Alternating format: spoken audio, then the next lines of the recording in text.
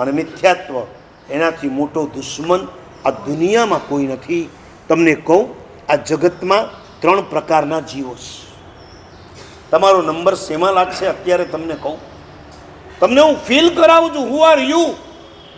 તમે આ દુનિયાના અરબો ખરબો પતિ અલોન મસ્ક હોય, બિલ ગેટ્સ હોય કે વોરન બફેટ હોય, એના કરતાં પણ વધારે શ્રીમંત છો.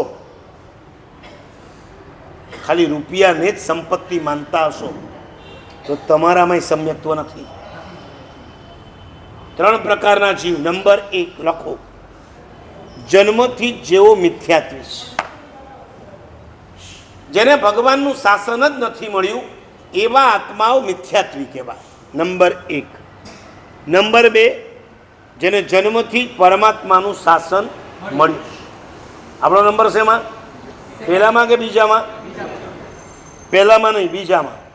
આપણને જન્મથી ભગવાનનું શાસન મળ્યું છે. હું 4 પ્રકાર કરું છું. ચલો 4 પ્રકાર, 3 નહીં 4. પહેલો પ્રકાર, જન્મથી ભગવાનનું શાસન મળ્યું છે કે નહીં? તમારી આજુબાજુમાં, તમારી દુકાન ઓફિસમાં એવા લોકો આવે છે કે નથી આવતા? આવે છે. એને જન્મથી શાસન મળ્યું જ નથી, એટલે એ બિચારો આ મિથ્યાત્વની અંદર અટવાયેલો રહેશે. જેને ભગવાનનું શાસન મળ્યું છે, આ ઉપાશ્રયમાં આવો એટલે કોના દર્શન થાય? સંઘના. અને સંઘ એટલે કોણ?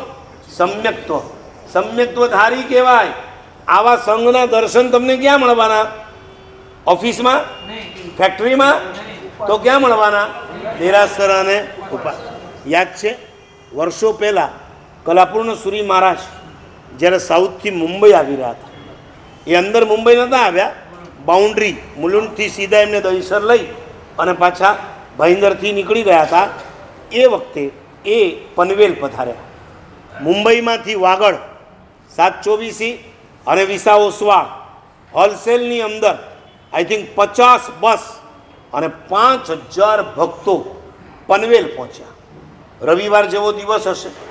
પનવેલમાં પૂજ્યપાદ અધ્યાત્મયોગી કલાપૂર્ણ સુરી મહારાજના દર્શન કરવા માટે 5000 લોકો આવ્યા. મહારાજજીને વિનંતી થઈ, સાહેબ પ્રકાશો. ત્યારે મેં સાંભળ્યું હતું કે સાહેબે પહેલું વાક્ય એ બોલ્યા કે આ સંઘના દર્શન કરીને હું આજે ધન્ય. કઈ ભૂમિકા પર પહોંચેલા મહાત્મા!